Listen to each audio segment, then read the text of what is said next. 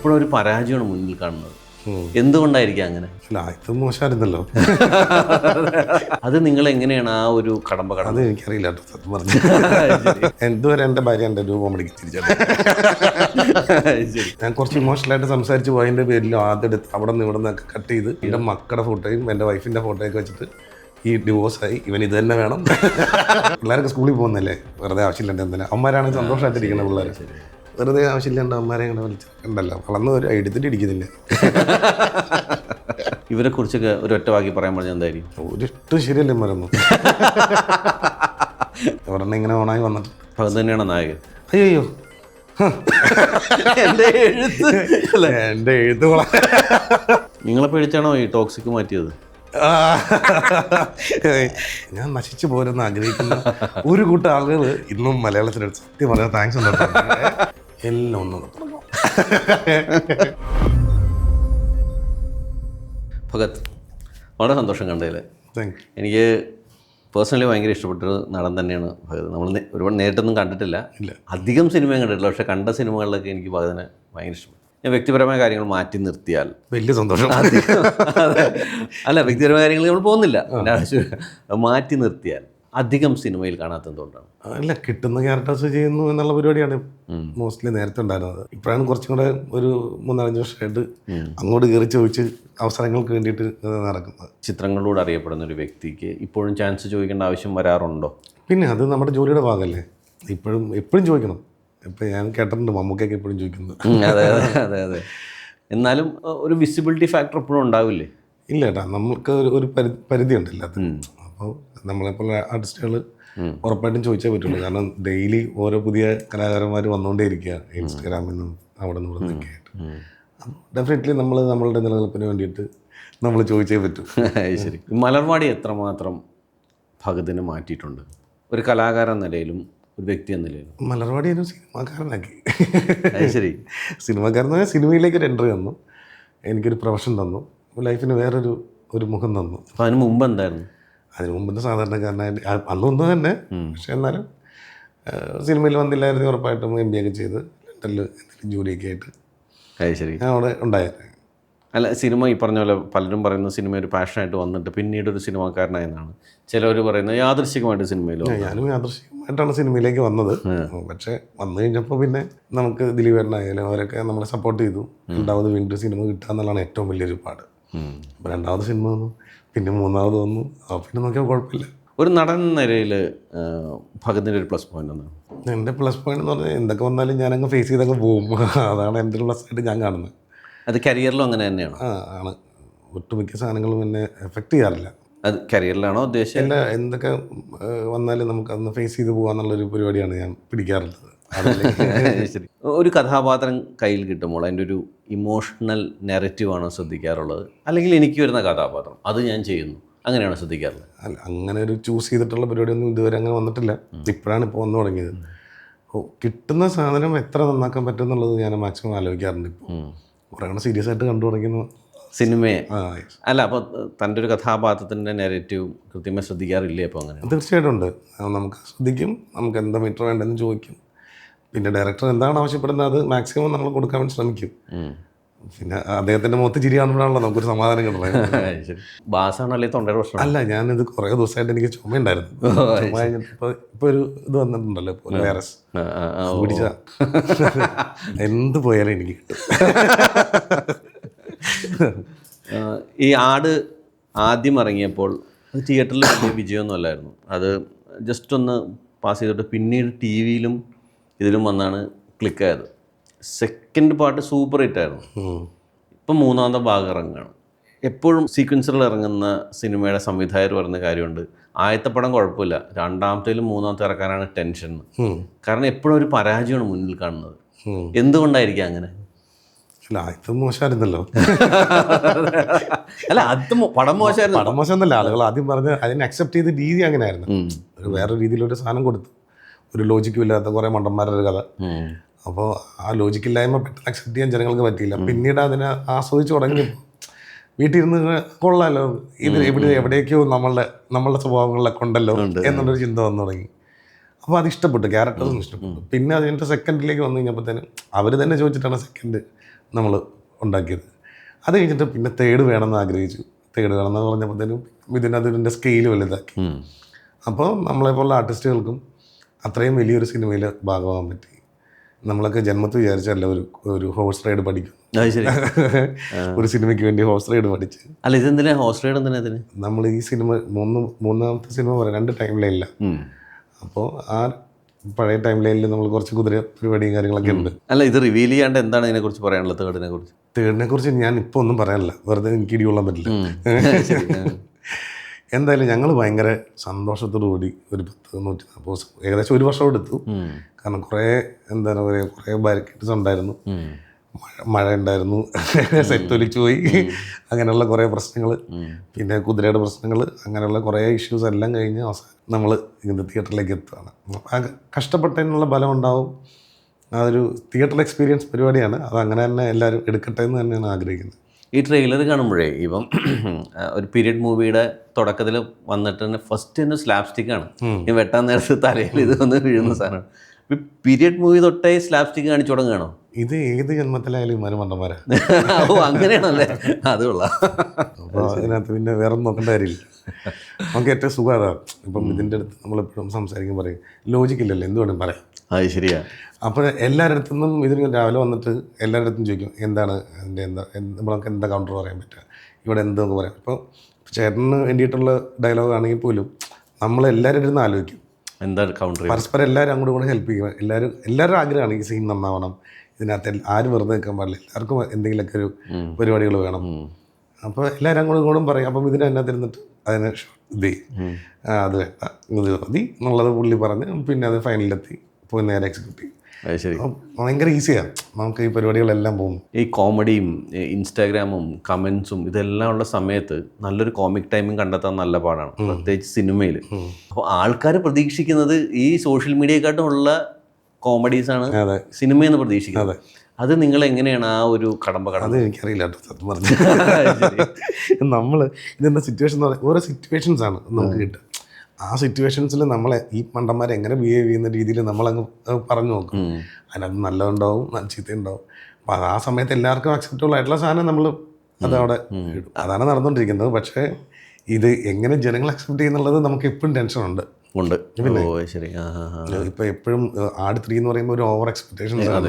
തീർച്ചയായിട്ടും അത് തന്നെയാണ് ഏറ്റവും വലിയ ഭയം. സ്ക്രിപ്റ്റിലില്ലാതെ സെറ്റിലുണ്ടാക്കിയ തമാശകളാണോ കൂടുതലും? അല്ലല്ല, മിഥുൻ കൃത്യമായിട്ടുള്ള സാധനം ഉണ്ടാവും. ഇടയ്ക്ക് എന്തെങ്കിലുമൊക്കെ ഫില്ല് ചെയ്യണമെങ്കിൽ മാത്രമൊന്നുമില്ല. ഈ സിനിമയിൽ ഭഗതിൻ്റെ ഒരു അനുഭവത്തിൽ കഴിവ് മാത്രം മതിയോ? ഒരിക്കലും അല്ലല്ലോ. അത് ഉറപ്പായിട്ടും കുറേ കാര്യങ്ങൾ അതിന് കൂട് ചേർന്ന് വന്നാലേ ഉറപ്പായിട്ടും നമുക്ക് നിലനിൽപ്പുണ്ടാവുള്ളൂ. കഴിവ് മാത്രമായിട്ട് വന്ന ഒരാളെ പറയാം. കഴിവ് മാത്രമായിട്ട് വന്ന ആൾക്കാരുണ്ട്, പക്ഷേ ആ ഒരു സിനിമയിൽ ചിലപ്പോൾ കാണുള്ളൂ. അതെ, അതാണ് പ്രശ്നം. അതിന് സപ്പോർട്ടീവായിട്ട് കുറേ കാര്യങ്ങളുണ്ട്. പിന്നെ ഇതിനകത്തൊക്കെ കുറേ കാര്യങ്ങളുണ്ട്. ഞാനിപ്പോൾ അതിനെക്കുറിച്ചൊക്കെ അറിഞ്ഞുകൊണ്ടിരിക്കുന്നത്. ഈ സൗഹൃദങ്ങൾ സഹായിച്ചിട്ടുണ്ടോ സിനിമയിൽ? തീർച്ചയായിട്ടും സൗഹൃദങ്ങളാണ് ഈ നിമിഷം വരെ നമ്മളെ പിടിച്ചു നിർത്തിയിട്ടുള്ളത്. അമ്മല്ലായിരുന്നു പിന്നെ ഞാനുണ്ടാവില്ല. ഈ പറഞ്ഞ പോലെ ഒരുപാട് കഴിഞ്ഞ് പിന്നെ പോകുന്ന ഒരാളായി മാറിയത്. ശരി, ഇപ്പം ചോദിക്കുകയാണെങ്കിൽ ആദ്യത്തെ പടങ്ങളിൽ വിനീത് ശ്രീനിവാസൻ, അജു, നിവിൻ, ഇവരെക്കുറിച്ചൊക്കെ ഒരു ഒറ്റ വാക്കി പറയാൻ പറഞ്ഞാൽ എന്തായിരിക്കും? ഒരിട്ടും ശരിയല്ലേ മരുന്നു. അവരൊക്കെ കൂടെ ഉള്ളതുകൊണ്ടല്ലേ നമ്മൾ ഇങ്ങനെ നിൽക്കുന്നത്. മിഥുനായാലും വിനീതേട്ടനായാലും എന്തിനു പറയാം, ദിലീപേട്ടനായാലും എല്ലാവരും നമ്മൾ സപ്പോർട്ട് ചെയ്തിട്ട് കൂടെ ഉണ്ട്. ഒരു സമയം വരുമ്പോൾ കൃത്യമായിട്ട് അവർ വന്ന് ചാടാറുണ്ട്. കാരണം പലപ്പോഴും ഈ ഇൻഡസ്ട്രി ആയാലും ശരി, ടെലിവിഷൻ ആയാലും ശരി, ഏത് മേഖലയായാലും ശരി, നമ്മൾ ഒന്ന് വിട്ടുപോയാൽ കുറച്ച് കാലം മാറി നിന്ന് കഴിഞ്ഞാൽ പിന്നെ നമ്മളെ മറന്നു പോകും ആൾക്കാർ. അത് സ്വാഭാവികമാണ്. സിനിമയിൽ നിന്ന് മാറിയിട്ടുള്ളൂ. സിനിമ സ്ക്രീനിൽ നിന്നാണ് മാറിയിട്ടില്ല. ഞാൻ ഈ മറുപടി തന്നെ ഉണ്ട്. അപ്പം അതുകൊണ്ട് അവർക്ക് ഞാൻ മാറിയിട്ടായിട്ട് തോന്നുന്നില്ല. അപ്പം നല്ല നമുക്ക് പറ്റിയ പിന്നെ ഞാൻ ഒരിക്കലും നിർബന്ധം പിടിക്കാറില്ല. അവരുടെ അടുത്തൊന്നും ഫ്രണ്ട്സിൻ്റെ അടുത്ത് ഞാൻ പ്രൊഫഷണൽ കാര്യങ്ങൾ ഞാൻ അങ്ങോട്ട് ചോദിക്കാറില്ല. അപ്പോൾ ആ ഒരു ഫ്രീഡം നമ്മുടെ ഇടയിലുണ്ട്. നമുക്ക് ആ ഒരു ഡിസ്റ്റൻസ് നമ്മൾ എപ്പോഴും കീപ്പ് ചെയ്യും. അത് എക്സ്പ്ലോയിറ്റ് ചെയ്തിട്ടില്ല സൗഹൃദം ഇതും കൂടെ. അത് നമ്മൾ ചെയ്യില്ല. അപ്പം അതുകൊണ്ട് തന്നെ ചോദിച്ചാൽ മാത്രമേ നമുക്ക് അതിനകത്ത് ഉത്തരം പറഞ്ഞാൽ മതി. കാരണം എല്ലാവർക്കും അവരുടേതായ വിഷൻസ് ഉണ്ട്, എല്ലാവർക്കും അവരുടേതായ ഒരു ഇതുണ്ട്. എല്ലാവരും ഇൻഡസ്ട്രിയിൽ പിടിച്ചേക്കാൻ വേണ്ടിയിട്ടുള്ള. സോ പരസ്പരം ഹെൽപ്പ് ചെയ്യണം, അത് ഓക്കെ. പക്ഷെ എന്നാലും നമ്മളങ്ങനെ എന്താ പറയുക, ബുദ്ധിമുട്ടിക്കാൻ പറ്റില്ല. നമ്മൾ മുതലെടുക്കുന്നില്ല. ഞാൻ ഒന്നും എക്സ്പെക്റ്റ് ചെയ്യാറില്ല. അതാണ് എൻ്റെ ഒരു പോളിസി. പക്ഷെ അങ്ങനെയല്ല നമ്മൾ ഒരു 90% എൻ്റെ അനുഭവം എന്ന് പറയാം 90% സാഹചര്യങ്ങൾ കാണുന്നത് ഒരു സാഹചര്യം എക്സ്പ്ലോയിറ്റ് ചെയ്യുക, അത് കഴിയുമ്പം അടുത്തതിലോട്ട് കടന്നു പോവുക. സ്റ്റെപ്പിംഗ് സ്റ്റോൺ ആയിട്ട് എൻ്റെ പേഴ്സണൽ അനുഭവിച്ച് തന്നെ പറയാം, സ്റ്റെപ്പിംഗ് സ്റ്റോൺ ആയിട്ട് ഉപയോഗിച്ച് ഒരുപാട്. ഞാൻ ഏറ്റവും കൂടുതൽ ഇപ്പം പറയാറുള്ള കാര്യമാണ്, ഇപ്പോൾ ഇവരെല്ലാവരും ഭയങ്കര സമയം വിൽക്കുന്ന ആളുകളാണ്. അതെ അതെ, ടൈം വിൽക്കുന്ന ആളുകളാണ് ഇവർക്ക്, എൻ്റെ ഫ്രണ്ട്സിന് ഭൂരിഭാഗം. അപ്പോൾ എൻ്റെ അടുത്ത് വന്നിരുന്ന് ഒരു അരമണിക്കൂർ വർത്തമാനം പറയുന്നുണ്ടെങ്കിൽ അതിന് ഞാൻ ഭയങ്കര വാല്യൂ കൊടുക്കാറുണ്ട് ആ സമയത്ത്. അതാണ് ഞാൻ എക്സ്പെക്റ്റ് ചെയ്യാറുള്ളത്. ഈ സ്ക്രീനിൻ്റെ പുറത്ത് ആയിരുന്നെങ്കിലും ഇവരുടെ ഒപ്പം ഉണ്ടായിരുന്നു എന്ന് പറഞ്ഞല്ലോ. ഈ സ്ക്രീനിൻ്റെ പുറത്ത് മാറിയുന്ന സാഹചര്യത്തിൽ പഠിച്ചതെന്താണ്? പഠിക്കുമല്ലേ, മാറി പഠിപ്പിക്കുമല്ലേ? അല്ല, ഇവന്മാരല്ല, പൊതുവേ ഒരു സ്ക്രീനിൻ്റെ പുറകിലോട്ട് മാറി നിന്ന് കഴിയുമ്പോൾ, എന്നിട്ട് പുറത്ത് നിന്നാണല്ലോ സിനിമയെ കാണുന്നത്, കുറേ ടാലൻറ്റ് വരുന്നു, കുറേ ആക്ടേഴ്സ് വരുന്നു, പുതിയ ഡയറക്ടേഴ്സ് വരുന്നു. അപ്പോൾ മനസ്സിലാക്കിയത് എന്താണ്? അല്ല, നമ്മളും പഠിക്കണം, അവരുടെ അതിൻ്റെ ഒപ്പം പോകണം, അല്ലാണ്ട് മാറി നിന്നിട്ട് കാര്യമില്ല. പഠിക്കാൻ ശ്രമിക്കുക എന്നുള്ളതാണ് ഇതിനകത്ത് ബേസിക് ആയിട്ടുള്ളൊരു പരിപാടി. എന്താണ് അവർ ചെയ്യണത്, എന്താ അവരുടെ റൂട്ട് എന്താണ്, അതിനെക്കുറിച്ച് നോക്കാറുണ്ട്. ആടിലൊരു മാനറിസം ഉണ്ടല്ലോ ഇങ്ങനെ കാണിക്കുന്നത്, അതൊരു ഡയറക്ടറിൻ്റെ സംഭാവനയാണോ അല്ലെങ്കിൽ അല്ലാതെ എൻ്റെ സംഭാവന കൂമ്പാരായ അല്ലേ? അത് എൻ്റെ ഒരു കസിനാണ്, പുള്ളിക്കാരൻ്റെ ഒരു ചെറുപ്പം തൊട്ടുള്ള ഒരു ശീലമായിരുന്നു. ജലദോഷമുള്ളൊരു മനുഷ്യനെ പുള്ളി ചെറുപ്പം തൊട്ട്, ചില പിള്ളേരെ കണ്ടല്ലേ ജലദോഷം മാറിയിട്ട് സമയം ഉണ്ടാവില്ല. അപ്പോൾ അങ്ങനെ ഉണ്ടായിരുന്ന ചേട്ടായിക്ക് പുള്ളിക്ക് ഇങ്ങനെ ഈ വലിയ ഉണ്ടായിരുന്നു. ഇങ്ങനെ പുള്ളി പ്രായമായി കഴിഞ്ഞിട്ട് പുള്ളിക്ക് അങ്ങനെ ഒരു ആ ശീലം മാറിയിട്ടില്ല. അപ്പം അത് ചുമ്മാ ഒന്ന് കോപ്പി ചെയ്തു. പലപ്പോഴും നമ്മൾ ചെയ്യുന്ന കഥാപാത്രങ്ങളെ വെച്ചാണ് ഭൂരിഭാഗം ആൾക്കാരെ നമ്മൾ ജഡ്ജ് ചെയ്യുക. അങ്ങനെ വെച്ചാൽ എങ്ങനെ ഒരു വ്യക്തിയാണ് ഭഗത്? കഥാപാത്രങ്ങൾ വെച്ചിട്ട് നോക്കി കഴിഞ്ഞാൽ നല്ല രസമായിരിക്കും. ഇപ്പം കോമിക് ടൈമിംഗ് ഉള്ള കഥാപാത്രങ്ങൾ ചെയ്യുന്നവർ വിചാരിക്കും പുള്ളി ത്രൂ ഔട്ട് കോമഡിയാണ്, എപ്പോഴും ഒരു തമാശ പറയോ, കോമഡി അല്ല ഒരു തമാശ പറയോ എന്നിങ്ങനെ ചോദിക്കുമല്ലോ. അതാണ് ചോദിച്ചത്, ആൾക്കാരെ ജഡ്ജ് ചെയ്യുന്നത് പോലത്തെ ഒരു വ്യക്തിയാണോ? ഇല്ല, വീട്ടിലങ്ങനെ എന്തുവരെ എൻ്റെ ഭാര്യ എൻ്റെ ഒരു കോമഡിക്ക് തിരിച്ചത്. ശരി. ഇപ്പോൾ 2026 ആദ്യത്തെ ഒരു 3 മാസം എടുത്ത് നോക്കുമ്പോൾ 90% പുതിയ സംവിധായകരുടെ സിനിമകളാണ്. 1-2 നമ്മുടെ എസ്റ്റാബ്ലിഷ് സംവിധായകരുടെ സിനിമകളെ ഉണ്ടായിട്ടുള്ളൂ. എന്താണ് പ്രതീക്ഷകൾ? പുതിയ ആൾക്കാർ വരുമ്പോൾ പുതിയ തോട്ട് കാണാമല്ലോ നമുക്ക്. ഞാൻ ഇപ്പോഴും ഭയങ്കര അത് അക്സെപ്റ്റ് ചെയ്യുന്ന ഒരാളാണ്. എനിക്ക് ഭയങ്കര സന്തോഷമുള്ളൂ, കാരണം പുതിയ ടെക്നീഷ്യന്മാർ വരുമ്പോൾ നമുക്കും വർക്ക് കൂടും. അവർക്ക് നമ്മളോട് ഇഷ്ടമുണ്ടായിരുന്നെങ്കിൽ ചിലപ്പോൾ അവർ അസിസ്റ്റന്റ് ഡയറക്ടറായിട്ട് പണ്ട് ഏതെങ്കിലും പടത്തിൽ നിന്ന സമയത്ത് നമ്മൾ അവരുടെ കൂടെ നിന്നിട്ടുണ്ടെങ്കിൽ ദൈവം അനുഗ്രഹിച്ച് ആരും വെറുപ്പിച്ചിട്ടില്ല എന്നാണ് എൻ്റെ ഒരു വിശ്വാസം, കൂടെ വർക്ക് ചെയ്തവരാരെ. അതുകൊണ്ട് തന്നെ അവർ കയറി വരുമ്പോൾ ഉറപ്പായിട്ടൊരു പറ്റട്ടാ ഒരു ചെറിയ ക്യാരക്ടറുണ്ട്, ഓക്കെടാ 2 ദിവസം 3 ദിവസമായാലും മതി. ശരി. അല്ല, ഇപ്പോൾ ക്യാരക്ടർ ഇത്ര ദിവസമുള്ള ക്യാരക്ടർ, ചെറിയ ക്യാരക്ടർ, വലിയ ക്യാരക്ടർ, അങ്ങനെ ഒരു വേർതിരിവുണ്ടോ? അല്ലെങ്കിൽ ക്യാരക്ടർ വരുന്നത് ചെയ്യാന്നുള്ളത്? നല്ല ക്യാരക്ടേഴ്സ് ആണെങ്കിൽ ഒറ്റ ദിവസമായാലും അത് മതി. അത് ചിലപ്പോൾ അത് ഒരു സീനുള്ളതിലും ചിലപ്പോൾ സിനിമയിൽ നമ്മളെ ശ്രദ്ധിച്ച് ഇരിക്കും. അങ്ങനത്തെ കിട്ടിയാലും മതി, നല്ലതല്ലേ? ഈയൊരു ഒരു അഭിമുഖത്തിൽ ഞാൻ കണ്ടിരുന്നു, ഇപ്പോൾ ഓൺലൈനിലെ ഒരു അഭിമുഖത്തിൽ കണ്ടിരുന്നു. അതിനകത്ത് ആദ്യം ദാരിദ്ര്യവാസി എന്നുള്ളൊരു ലെവലിലേക്ക് പോയി. രണ്ടാമത് ഇപ്പോഴത്തെ ഭാര്യയായിട്ട് അതിനകത്ത് ഏറ്റവും രസം എന്താണെന്നറിയോ, നടഞ്ചേട്ടൻ്റെ ഇൻ്റർവ്യൂവിൻ്റെ കാര്യമല്ലോ, പുള്ളിക്കാരൻ്റെ ഇൻ്റർവ്യൂവിൻ്റെ താഴെ വന്നേക്കണ കമൻസ് ഞാൻ മനസ്സിലാക്കി, ഇത്രയും ആൾക്കാർ എന്നെ ഇഷ്ടമുണ്ടെന്ന്. ഞാൻ നശിച്ചു പോരെന്ന് ആഗ്രഹിക്കുന്ന ഒരു കൂട്ടം ആളുകൾ ഇന്നും മലയാളത്തിലെടുത്ത് സത്യം പറയാൻ താങ്ക്സ് ഉണ്ട്. സത്യം ഭയങ്കര ഒരു ബലമായിരുന്നു നമ്മൾ ആ കമൻസ് വായിക്കുക. സാധാരണ കമൻസ് വായിക്കുക, അതിൻ്റെ ഇടയിലൊക്കെ ചെറിയ കമൻറ്റ് അയച്ചിട്ടുണ്ട്, ശ്രദ്ധിച്ചിട്ടില്ല. പക്ഷെ അതൊന്നും സാരമില്ല, അതൊക്കെ നിങ്ങളുടെ ഇഷ്ടം. പക്ഷെ മറ്റത് കണ്ടപ്പോൾ ഭയങ്കര സന്തോഷം തോന്നി. ശരി. പുതിയ ഫാമിലി ഒന്നും അല്ല കേട്ടോ. അത് എന്താ സംഭവം എന്നറിയാം, ഞാൻ എൻ്റെ ആദ്യത്തെ ലൈഫിനെ കുറിച്ച് സംസാരിച്ചു. അത് ഞാൻ കുറച്ച് ഇമോഷണലായിട്ട് സംസാരിച്ച് പോയതിൻ്റെ പേരിൽ ആദ്യമെടുത്ത് അവിടെ നിന്ന് ഇവിടെ നിന്നൊക്കെ കട്ട് ചെയ്ത് എൻ്റെ മക്കളുടെ ഫോട്ടോയും എൻ്റെ വൈഫിൻ്റെ ഫോട്ടോയൊക്കെ വെച്ചിട്ട് ഈ ഡിവോഴ്സായി, ഇവൻ ഇത് തന്നെ വേണം അങ്ങനെ പറഞ്ഞവരുണ്ട്. അങ്ങനെ പറഞ്ഞിട്ടുണ്ട്, ഇവൻ ഇത് തന്നെ വേണം, ഇവൻ ആരാണ് ഇവനെയൊക്കെ എന്തിനും. പിന്നെ ഇതൊക്കെ കഴിച്ചിട്ട് അവസാനം എൻ്റെ അടുത്ത് ഭാര്യ എനിക്കൊരു സാധനം അയച്ചു തന്നു. ഞാനെപ്പോഴോ തന്നെ ഉപയോഗിച്ചു. അതല്ല, അത് പഴയതാ. ദൈവത്തെ പിള്ളേരുടെ ഫോട്ടോ വെച്ചിട്ടുള്ള പരിപാടി അല്ലെങ്കിൽ അത് നല്ല പരിപാടിയല്ല. അല്ല, പക്ഷെ അങ്ങനെ ഒരു സിവിക് സെൻസ് നമ്മളിൽ ഇല്ലാത്തതാണ്. കാരണം നമ്മളിപ്പം ഒരു ആർട്ടിസ്റ്റിനെ പറയും, ഇപ്പം താങ്കളൊരു പബ്ലിക് ഫിഗർ നിൽക്കുന്ന ആളാണ്, സ്വാഭാവികമായിട്ടും താങ്കൾക്ക് ഇഷ്ടംപോലെ ട്രോൾ ഉണ്ടാവും, ഇഷ്ടംപോലെ ചീത്തവിളിയുണ്ട്. നല്ലതൊന്നുമില്ല കേട്ടോ. നല്ലതെന്തെങ്കിലും വന്നു കഴിഞ്ഞാൽ അതെടുത്ത് പറയാം. അപ്പോൾ ഏതെങ്കിലും പടത്തിൻ്റെ ഒരു നല്ല കട്ടിങ്സ് വരും, അതൊന്നും എടുത്ത് പ്രൊമോട്ട് ചെയ്ത് അതൊക്കെ ചെയ്തൂടെ.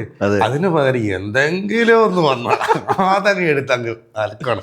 പക്ഷെ സാരമില്ല, എന്നെ സപ്പോർട്ട് ചെയ്യുന്ന കുറേ ആളുകളുണ്ട്, അതിൻ്റെ വലിയ സന്തോഷം. അല്ല, കാരണം ഈ ഇപ്പോൾ താങ്കളെ ട്രോൾ ചെയ്യുന്ന സമ്മതിക്കാൻ പബ്ലിക് ഫിഗർ ആയതുകൊണ്ട്. പക്ഷേ പലപ്പോഴും ആൾക്കാർ ശ്രദ്ധിക്കാത്തത് കുട്ടികളെയും അല്ലെങ്കിൽ അത് ഒഴിവാക്കുന്നതാണല്ലേ എപ്പോഴും നിങ്ങൾ എന്നെ എന്താ വെച്ചാൽ പറഞ്ഞു, എന്ന് വെച്ച് കഴിഞ്ഞാൽ നമ്മളത് ഡിസേർവ് ചെയ്യുന്നതൊക്കെ വേണമെങ്കിൽ പറയും. പക്ഷേ മക്കളെയും ഭാര്യനെയൊക്കെ ആ ഫോട്ടോ ഒക്കെ ഒന്ന് ഒഴിവാക്കുക. ഇതും അതും മീഡിയയിൽ ഏറ്റവും ടോപ്പായിട്ട് നിൽക്കുന്ന ആളുകൾ, അവർക്ക് വേണമെങ്കിൽ എന്നെ ഒന്ന് വിളിച്ച് ചോദിക്കാം. വളരെ ടോപ്പായിട്ട് നിൽക്കുന്ന അവർക്ക് വിളിച്ച് ചോദിച്ചിട്ട് പോകാതെ ഇങ്ങനെ ഒരു ഇൻസിഡൻറ്റ് ഉണ്ടോ എന്ന് ചോദിച്ചു കഴിഞ്ഞാൽ ഉറപ്പായിട്ടും ഡെഫിനറ്റ്ലി ഞാൻ എല്ലാം ഓപ്പണായിട്ട് പറയുന്ന ആളാണ്. അപ്പോൾ അതിന് കൂട്ടത്തിൽ വെറുതെ ഇങ്ങനെ ആവശ്യമില്ലാന്ന് വരുമ്പോൾ പിള്ളേരൊക്കെ സ്കൂളിൽ പോകുന്നല്ലേ, വെറുതെ ആവശ്യമില്ലാണ്ട് എന്തിനാ അമ്മമാരാണെങ്കിൽ സന്തോഷമായിട്ടിരിക്കുന്ന പിള്ളേർ, വെറുതെ ആവശ്യമില്ലാണ്ട് അമ്മമാരെ ഇങ്ങനെ വിളിച്ചിട്ടുണ്ടല്ലോ, വളർന്ന് ഒരു എടുത്തിട്ട് ഇരിക്കുന്നില്ല. ഒരു പ്രൊഫഷണൽ എന്ന നിലയിൽ ഒരു അണ്ടർ വാല്യൂ ചെയ്ത ഒരു ആക്ടറാണോ ഭഗത്? ഇൻഡസ്ട്രി അണ്ടർ വാല്യൂ ചെയ്ത ഒരു ആക്ടറാണോ? അങ്ങനെ ഞാൻ പറയുന്നത് മോശമല്ലേ? അല്ല, ഞാൻ ടാലന്റിനെ കുറിച്ച് പറഞ്ഞല്ല, ഇൻഡസ്ട്രിയെ കുറ്റം പറഞ്ഞല്ല, പക്ഷേ വേണ്ടത്ര വിനിയോഗിച്ചില്ല എന്ന് തോന്നിയിട്ടുണ്ട്. അതുപോലെ ജോലിക്കാരുണ്ട് കേട്ടോ നമ്മുടെ, പണിക്കാരുണ്ടല്ലോ, അതുപോലെ പണിക്കാരുണ്ട് നമ്മുടെ ഇൻഡസ്ട്രിയിൽ. എല്ലാവർക്കും ജോലി വേണ്ടേ? അപ്പം നമ്മളിങ്ങനെ ഷോർട്ട് ലിസ്റ്റ് ചെയ്ത് വരുമ്പോൾ നമ്മളിങ്ങനെ കറങ്ങി വരണം. പിന്നെ നമുക്ക് കൂട്ടുകൊണ്ടാണ് നമ്മൾ പിടിച്ചു വെക്കുന്നത്. അവരുടെയൊക്കെ പടങ്ങളിൽ ചെറുതായാലും ഒരു ചെറിയ പരിപാടിയിലൊക്കെ വിട്ട് അപ്പം ഇവിടെ ഉണ്ട്, ജീവനോടെ ഉണ്ടെന്ന് കാണിച്ചുകൊണ്ടിരിക്കും. എപ്പോഴെങ്കിലും ഒരു സമയം വരും ഒരു സാധനം അടിക്കുന്നുള്ളൊരു ചിന്തയിലാണ് നമ്മളെല്ലാവരും. ഈ സ്വന്തമായിട്ട് എഴുത്തിൻ്റെ കാര്യം വല്ലതും അങ്ങനെ വല്ല പ്ലാൻ ഉണ്ടായിരുന്നു? അതിങ്ങനെ ഈ കോവിഡ് ടൈമിൽ ഉണ്ടായിരുന്നു. അതൊരു 3-4 പരിപാടികൾ ഇങ്ങനെ പ്ലാൻ ചെയ്ത് വെച്ചിട്ടുണ്ട്. ഒരെണ്ണം ഇങ്ങനെ ഓണായി വന്നിട്ടുണ്ട്. അങ്ങനെ അത് തന്നെയാണ് നായകൻ. അയ്യോ എൻ്റെ എഴുത്ത് എൻ്റെ എഴുത്ത് എപ്പോഴെങ്കിലും ഈ ഒരു ക്രൈസിസ് വന്നപ്പോൾ, പേഴ്സണലായാലും ശരി പ്രൊഫഷണലായാലും ശരി, ഒരു ക്രൈസിസ് വന്നപ്പോൾ ഞാൻ ഇനി ഒന്നും കൂടെ ആയം തൊട്ട് തുടങ്ങണം, അല്ലെങ്കിൽ ആയം തൊട്ട് റീഇൻവെൻറ്റ് ചെയ്യണം എന്ന് തോന്നിയിട്ടുണ്ടോ? ഈ എല്ലാം നമുക്ക് എപ്പോഴും തോന്നുന്ന കാര്യമല്ലേ, എല്ലാം ഒന്നുകൂടെ തുടങ്ങണം. പക്ഷേ പിന്നെ ആലോചിക്കും ഇത്ര എടുത്ത പണിയില്ലേ, അപ്പം അതിന് ബാക്കിയുള്ളത് പിന്നെ എടുക്കാം അല്ലേ, അങ്ങനെ ആലോചിക്കുള്ളൂ. അത് ശരിയാണ്. ഇനി മെനക്കെടാൻ വയ്യുന്ന ഇത്രയും പണി എടുത്ത് വെച്ചിട്ടുണ്ട്, ഇനി നമ്മൾ അതിൽ നിന്ന് ഒട്ടും തുടങ്ങണ്ടല്ല, ഇവിടെ നിന്ന് സ്റ്റാർട്ട് ചെയ്യാം. അപ്പോൾ എപ്പോഴും നമുക്ക് കിട്ടിയിരിക്കുന്ന എക്സ്പീരിയൻസുകളുണ്ടല്ലോ, ഓരോ ദിവസവും കിട്ടുന്ന എക്സ്പീരിയൻസുകൾ നമുക്കൊരു പാഠമായിട്ടാണ് ഞാൻ എടുക്കുന്നത്. സോ അടുത്ത് ഇപ്പം എൻ്റെ ഭാര്യ പറയും, നിങ്ങൾ ഈ പുതിയ തുടക്കം എന്ന് പറഞ്ഞ പരിപാടി നിർത്തിക്കുക. നമ്മൾ എന്ത് വഴക്കുണ്ടെങ്കിലും ഇന്ന് മുതൽ ഞാൻ വേറൊരു മനുഷ്യനാണ് എന്ന് പറയും.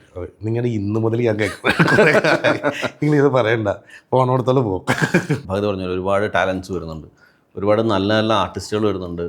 സിനിമയിൽ നിന്ന് ഇപ്പോൾ എൻട്രി എളുപ്പമാണ്, നമുക്ക് പ്രൂവ് ചെയ്ത് കഴിഞ്ഞാൽ, അല്ലെങ്കിൽ ഏത് മീഡിയയിൽ കൂടെ പ്രൂവ് ചെയ്ത് കഴിഞ്ഞാൽ എൻട്രി എളുപ്പമാണ്. പക്ഷേ ഭഗതിൻ്റെ സമയത്ത് പോലെ ഒരു കാസ്റ്റിംഗ് ഇത് കഴിഞ്ഞിട്ടൊന്നും അല്ല ഇവർ ആരും വരുന്നത്. ഇവരൊക്കെ വെല്ലുവിളി ആവാറുണ്ടോ? അയ്യോ ഇല്ല, എല്ലാം ഭയങ്കര അടിപൊളിയാണ്. അവർ നമ്മുടെ അടുത്ത് പുതിയ ആൾക്കാരുമായിട്ടൊക്കെ ഞാൻ വർക്ക് ചെയ്യുന്നുണ്ട്. അപ്പോൾ അവന്മാർ വന്നാൽ തന്നെ നമ്മളോട് ഭയങ്കര സ്നേഹമാണ്, ഭയങ്കര റെസ്പെക്റ്റോട് കൂടി, ഭയങ്കര സ്നേഹത്തോട്, എന്നാൽ നല്ല കമ്പനിയാണ് ഞാൻ. അത് നല്ലതാണ് സത്യം പറഞ്ഞാൽ. അപ്പോൾ നമുക്ക് അവരുടെ അടുത്തൊരു ഗ്യാപ്പ് ഉണ്ടാവില്ല. എന്തെങ്കിലും സാധനങ്ങളുണ്ടെങ്കിൽ അമ്മമാരായാലും പെട്ടെന്ന് ഇപ്പം ഞങ്ങൾ ഈ ഫുക്രു തന്നെ നമ്മൾ ആടിൽ ഫുക്രു വന്നായിരുന്നു. ഫുക്രു ശരിക്കും പറഞ്ഞു കഴിഞ്ഞാൽ ന്യൂജൻ്റെ എക്സ്ട്രീം ലെവലിൽ നിൽക്കുന്ന ഒരു തന്നെ, അവൻ ഈ പറഞ്ഞ പോലെ പിള്ളേകളിക്കും കാര്യങ്ങളൊക്കെ. പക്ഷേ അടുത്തറിഞ്ഞപ്പോൾ ഇത്രയും ജീവിതത്തെക്കുറിച്ച് ഇത്രയും ഒരു ചിന്തയുള്ള ഒരു 10 വർഷം കഴിഞ്ഞിട്ട് എങ്ങനെയാവണമെന്ന് വരെ അവൻ ചിന്തിച്ച് വെച്ചിട്ടുണ്ട്. അതിനുള്ള പണി എടുത്ത് വെച്ചിട്ടുണ്ട്. അപ്പോൾ അങ്ങനെയുള്ള പിള്ളേരാണ് ഇപ്പോൾ ഉള്ളത്. അപ്പോൾ അത്രയും വിഷനുള്ളവന്മാരുടെ കൂട്ടത്തിൽ നമ്മൾ നിന്ന് കഴിഞ്ഞാൽ നമുക്ക് കുറച്ചൊക്കെ കിട്ടുമല്ലോ. അല്ല, നമ്മൾ ഈ അടച്ചാക്ഷേപിക്കേണ്ട കാര്യമില്ല, ന്യൂജൻ എന്ന് പറഞ്ഞിട്ട് ഭയങ്കര ചിന്തയില്ല കേട്ടോ. നമ്മൾ ആ ചിന്തിക്കുന്ന രീതികൾ വേറെയാണ്, പുതിയ തോട്ടുകളാണ്. ഡെഫിനറ്റ്ലി അമ്മമാരുടെ കൂടെ നിന്ന് പഠിക്കുക എന്നുള്ളതാണ് ചെയ്യേണ്ടത്, ബുദ്ധിയുള്ളവർ. അതെ, അത് ശരി. ഇപ്പോൾ ഈ പറഞ്ഞതുപോലെ തന്നെ ഈ ന്യൂജനിലെ പിള്ളേർ വരുമ്പോൾ പോലെ തന്നെ ഈ കോമഡിയുടെ ഒരു ഷെൽഫ് ലൈഫും കുറവാണ്. ഞാൻ ഇപ്പോഴും യൂട്യൂബിൽ പഴയ ജയചേട്ടൻ്റെയും എല്ലാം കോമഡി ഇരുന്നാണ് നമ്മളിപ്പോൾ ആസ്വദിക്കും. നമ്മൾ ആ കോമഡി നമ്മളിപ്പോഴും എൻജോയ് ചെയ്യുന്നുണ്ട്. ആ ആക്ഷനും സ്ലാപ്സ്റ്റിക് ആയിരിക്കും, വളിപ്പായിരിക്കും, വായ തോന്നിയായിരിക്കും പറയുന്നത്, പക്ഷെ നമ്മളത് ആസ്വദിക്കും. പക്ഷെ ഇപ്പോഴുള്ളൊരു കോമഡിക്ക് ഒരു ഷെൽഫ് ലൈഫ് എന്നൊരു സാധനം ഉണ്ടോ?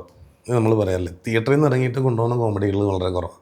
അതെ, പടം കണ്ടിട്ട് തിയേറ്ററിൽ നിന്ന് നമ്മൾ പോകുമ്പോൾ പണ്ടൊക്കെ നമുക്ക് ഒരു 10 കൗണ്ടറെങ്കിലും നമുക്ക് മിനിമം ഓർത്തിട്ടുണ്ടോ ആ സിനിമയിൽ? അതെ, ശരിയാണ്. വീട്ടിൽ ചെല്ലുമ്പോൾ അതിൻ്റെ കഥകൾ നമ്മൾ അവിടെ നിന്ന് ഇവിടെ നിന്നൊക്കെ ആണെങ്കിലും വേറൊരു കഥയാണെങ്കിൽ പോലും അതിനകത്തുള്ള കൗണ്ടറുകൾ കറക്റ്റായിട്ട് നമ്മൾ പറയും അല്ലേ. പക്ഷെ ഇപ്പം അതില്ല. പക്ഷെ അങ്ങനത്തെ സിനിമകൾ വരുന്നുണ്ട്, വളരെ ചുരുക്കം. എന്തുകൊണ്ടായിരിക്കും അതെനിക്കറിയില്ല. അല്ല, ഞാൻ പറഞ്ഞ പ്രേക്ഷകരുടെ അഭിരുചി മാറുന്നതുകൊണ്ടായിരിക്കും. തീർച്ചയായിട്ടും. പിന്നെ ഈ പറഞ്ഞ പോലെ 2 സെക്കൻഡ്സിലേക്ക് മാറിയില്ല എല്ലാം. അതെ, അതിൻ്റെ ഒരു ഡിഫറൻസ് ഉണ്ട്, ആളുകളുടെ ഫോക്കസ് മാറി. അപ്പോൾ അത്രയും ടൈറ്റ് ആക്കിയിട്ടാണോ ആട് 3 ഇറക്കുന്നത്? അത് ഞാനിനി പറഞ്ഞ ഓവർ എക്സ്പെക്റ്റേഷൻ തന്നു അവന്മാർ എന്നെ എടുത്തിട്ട് ഞാൻ ഒന്നും പറയുന്നില്ല.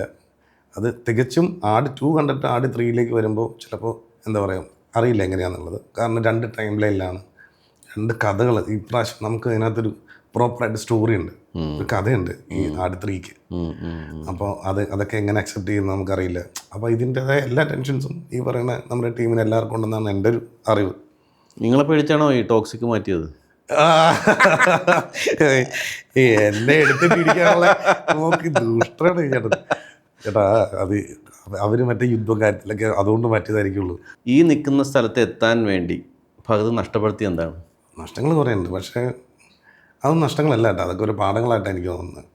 പോയതൊക്കെ പോട്ടെ, ഇത് വരുന്നതെല്ലാം ഫ്രഷ് അല്ലേ, നല്ല പുതിയ പുതിയ കാര്യങ്ങൾ വന്നുകൊണ്ടിരിക്കുന്നത്. എക്സ്പീരിയൻസ് ചെയ്ത് അങ്ങ് മുന്നോട്ട് പോകും. തമ്പരാൻ എഴുതി വെച്ചിരിക്കുന്ന സ്ക്രിപ്റ്റിലൂടെ തന്നെയല്ലേ പോകുള്ളൂ, അതിനപ്പുറത്തേക്കൊന്നും മാറില്ലല്ലോ. കാരണം ഇത് പേഴ്സണൽ ലൈഫിലെ കാര്യം മാത്രമല്ല, ഇപ്പോൾ സൗഹൃദങ്ങൾ ചിലപ്പോൾ വിട്ടുപോകും, ചില സ്ഥലത്ത് പോകാൻ പറ്റില്ല, ഈ ഷൂട്ടിങ്ങുകളാണ് പോകാൻ പറ്റില്ല, അങ്ങനെ കുറേ നഷ്ടങ്ങൾ ഉണ്ടായി കാണില്ലേ? സൗഹൃദങ്ങൾ അങ്ങനെ എന്നെ മനസ്സിലാക്കുന്ന കൂട്ടുകാരാണ് കൂടുതലുള്ളതെന്ന് എൻ്റെ ഒരു വിശ്വാസം. ഇപ്പം ഞാൻ തിരക്കാണെന്ന് ഞാൻ പറയാറില്ല.